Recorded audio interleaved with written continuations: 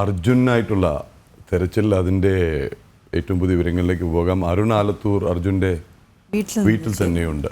നേരത്തെ അരുൺ അവിടെ കാത്തു നിൽക്കുകയായിരുന്നു. വീട്ടിൽ നിന്നുള്ള പ്രതികരണങ്ങൾ നമ്മൾ കണ്ടു. അരുൺ അവിടെ പ്രാർത്ഥനയുടെയും ഒപ്പം ആശങ്കയുടെയും ഒക്കെ നിമിഷങ്ങളായിരിക്കും അല്ലേ? എന്താണ് അവിടെ നിന്ന് പറയാൻ കഴിയുന്നത് അരുണ്? പ്രദീപിള്ള, അത്തരത്തിൽ തന്നെയാണ് അർജുൻ്റെ കുടുംബം പ്രാർത്ഥനയിലും ഒപ്പം പ്രതീക്ഷ ഇപ്പോഴും ഈ നിമിഷവും അവർ കൈവിട്ടിട്ടില്ല. ഇന്നത്തെ തിരച്ചിലിൽ വലിയ പ്രതീക്ഷയുണ്ട് എന്നുള്ളതാണ് ഇന്ന് രാവിലെ കുടുംബം മാധ്യമങ്ങളോട് പ്രതികരിച്ചത്. മണ്ണിനടിയിൽ തന്നെ അർജുൻ ഉണ്ട് എന്നുള്ളതാണ് മനസ്സിലാക്കാൻ സാധിക്കുന്നത്, കരുതുന്നത് എന്നുള്ളതാണ് അവർ പറഞ്ഞത്.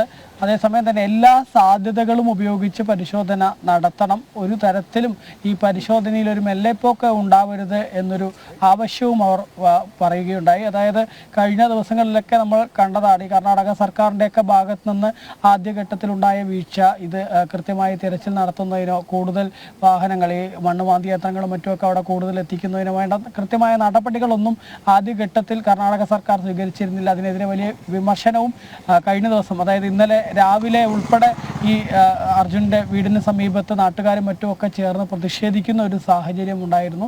പിന്നീട് ഇവർ പ്രധാനമന്ത്രിക്കും അതുപോലെ തന്നെ സുരേഷ് ഗോപിക്കുമൊക്കെ നിവേദനം നൽകി ഈ മിലിറ്ററി തന്നെ, സൈന്യം തന്നെ തെരച്ചിലിന് വരണം എന്ന തരത്തിലൊരു ആവശ്യം ഉന്നയിച്ചു. അത് അംഗീകരിച്ചുകൊണ്ട് സുരേഷ് ഗോപി തന്നെ അവരെ തിരികെ വിളിക്കുകയും അതിനുവേണ്ട ഏർപ്പാടുകൾ ചെയ്തിട്ടുണ്ട് എന്നൊക്കെ അറിയിച്ചതിന് ശേഷം നമ്മൾ കണ്ടതാണ് ഇന്നലെ ഉച്ചയോടുകൂടെ സൈന്യം എത്തി നിയന്ത്രണം പൂർണ്ണമായി സൈന്യം ഏറ്റെടുക്കുകയും ചെയ്തു. ഇപ്പോൾ ഏതായാലും സൈന്യത്തിൻ്റെ നേതൃത്വത്തിലും അതുപോലെ തന്നെ ഈ കരയിലും വെള്ളത്തിലും ഒക്കെ NDRF സംഘം ഉൾപ്പെടെ ചേർന്ന് സംയുക്തമായിട്ടുള്ളൊരു തിരച്ചിൽ നടത്തുമ്പോൾ ആ തിരച്ചിലിൽ ഏതായാലും വലിയ പ്രതീക്ഷയുണ്ട് എന്നുള്ളത് തന്നെയാണ്.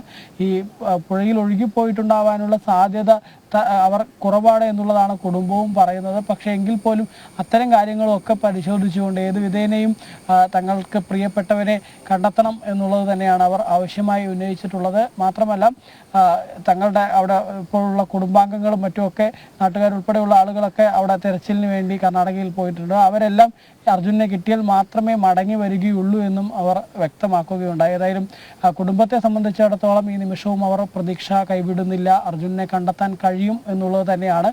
സൈന്യം ഏതായാലും ഇന്നിപ്പോൾ നടത്തുന്നത് അത്യാധുനിക ഉപകരണങ്ങളൊക്കെ ഉപയോഗിച്ചുള്ള ആ ഒരു തിരച്ചിലായതുകൊണ്ട് തന്നെ മെറ്റൽ ഡിറ്റക്ടറൊക്കെ ഉപയോഗിച്ചുകൊണ്ടുള്ള തിരച്ചിലാണ് നടത്തുന്നത്. ഏകദേശം ഒരു 12 അടി ആഴത്തിലൊക്കെയുള്ള മെറ്റലുകൾ കൃത്യമായി ഈ മെറ്റൽ ഡിറ്റക്ടർ ഉപയോഗിച്ചുകൊണ്ട് കണ്ടെത്താൻ കഴിയും എന്നുള്ളതാണ്. അതുകൊണ്ട് തന്നെ അത്തരത്തിലുള്ള അത്യാധുനിക ഉപകരണങ്ങളൊക്കെ ഉപയോഗിക്കുമ്പോൾ പ്രത്യേകിച്ച് ഈ ഗംഗാവലി പുഴയുടെ തീരത്ത് ഒരു മൺതിട്ട രൂപപ്പെട്ടിട്ടുണ്ട്. ഈ മണ്ണിടിച്ചിലിന് ശേഷം പുഴയ്ക്ക് കരയിൽ തന്നെ ഒരു മൺതിട്ട രൂപപ്പെട്ടിട്ടുണ്ട്. ആ മൺതിട്ടയും അവിടുത്തെ മണ്ണും കൂടെ മാറ്റുമ്പോൾ മറ്റേ റോഡിലുള്ള മണ്ണ് ഏകദേശം ഒരു 98% ഇന്നലെ മാറ്റിക്കഴിഞ്ഞു. പക്ഷേ അവിടെ അർജുൻ്റെ വാഹനത്തിൻ്റെ സാന്നിധ്യം കണ്ടെത്താൻ കഴിഞ്ഞിട്ടില്ല. പക്ഷേ ഈ ഗംഗാവലി പുഴയുടെ തീരത്ത് തന്നെ രൂപപ്പെട്ടിട്ടുള്ള മൺതിട്ട, ആ മൺതിട്ട മാറ്റുമ്പോൾ അവിടെ നിന്നും വാഹനം കണ്ടെത്താനുള്ള സാധ്യത ഉണ്ട് എന്നുള്ളത് തന്നെയാണ്. അതുകൊണ്ട് തന്നെ ഇന്നത്തെ തിരച്ചിൽ ഏതായാലും വളരെ നിർണായകമാണ്. ആ തിരച്ചിലിൽ ഏതായാലും കുടുംബവും ഉറ്റുനോക്കുകയാണ്. കുടുംബം മാത്രമല്ല ഈ നാടൊന്നാകെ ഉറ്റുനോക്കുകയാണ്. അർജുനെ ഏതായാലും ഇന്നത്തെ ഒരു തിരച്ചിലിൽ കണ്ടെത്താൻ കഴിയുമെന്നൊരു പ്രതീക്ഷയോടുകൂടി.